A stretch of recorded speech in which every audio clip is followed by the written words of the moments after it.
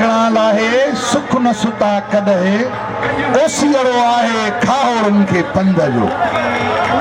एकता इक़बाल जा सरवण ऐं मुंहिंजा भाउ महबूब अब्बासी साहब, तस्वीर संदीलो साहब, GS महाज जो अॻूणो चेयरमैन आहे, असांजो क़ौमी अॻवान असांजो साईं सैयद ग़ुलाम शाह स्टेज ते वेठल ऐं बीठल ऐं अॼु सिंध मां ऐं धरती माता जे अज़ीम शहर कराचीअ में गॾु थियल हज़ारनि सालनि जे तहज़ीब ऐं तमदुन जा वारसो साईं GM जे फ़िक्र ऐं सिंधियत जे जज़्बे सां सरशार थियल क़ौमी कारकुनो, सिंध जा गैरतमंद पुटो, साफ़ी भाउरो, अस्सलाम वालेकुम। जो अॼु मुल्क जे अंदरि खरबें डॉलर कमाईंदड़ सिंध हथराठू तरह वसीलनि दरिया इख्तियार ते कब्ज़े जे करे पाकिस्तान जे अंदरि गुरबत जे लकीर खां हेठि ज़िंदगी सिंधी गुज़ारनि था। कराची बदीन ठट्टो ऐं मिठीअ जे नगर पार्कर जे अस्पताल खां वठी रते दरे जे मासूम ॿारनि जे मरण खां वठी सिंध गुरबत, बुख ऐं हथराठू ग़ुलामी जे करे खौफ़ज़दा ऐं बुख जे माहौल में रही वञे थी। पर धरती जा पुट अॼु एकता जे ॾींहुं अॼु सिंध माता जे हज़ारनि सालनि जे तहज़ीब ऐं तमदुन जा वारिस धरती ते गॾु थी चवनि था त इंसानियत ज़िंदाबाद, कब्ज़ेगिरी, वहशत, ग़ुलामी नामंज़ूर आहे, मज़हबी इंता पसंदी नामंज़ूर आहे, असांजे मथां बुख नामंज़ूर आहे।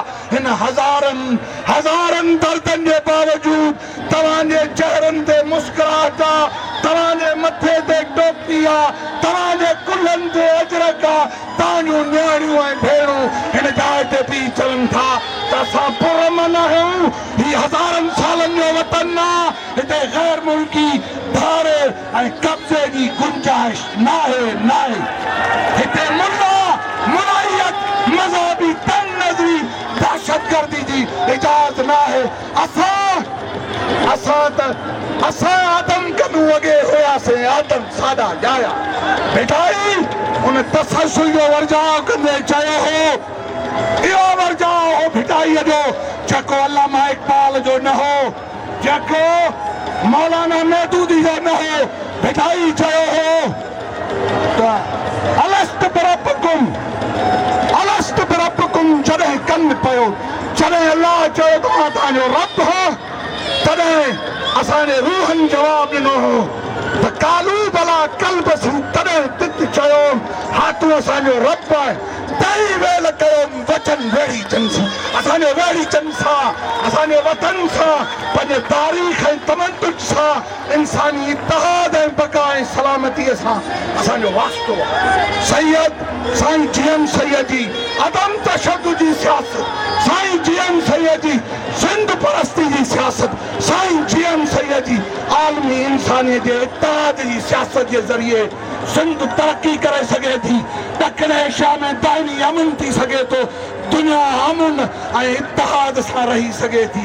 हीउ मज़हबी तंग नज़री जो ख़ात्मो थींदो, हीउ गुरबत जो ख़ात्मो थींदो, सिंध तरक्की कंदी ऐं सिंध वधंदी। असां इल्मु थो खपे। अॼु सिंध जा पंहिंजे शहरी पंहिंजे गादी जे हंध ते हिन एकता जे अख़बार जे तवसुस सां लंडन जे ब्रिज ते जेको कातिलाना हमिलो थियो आहे, असां हुनजी मज़म्मत कयूं था। असां मज़हबी इंता पसंदी जे ख़िलाफ़ आहियूं। तव्हांजी महिरबानी।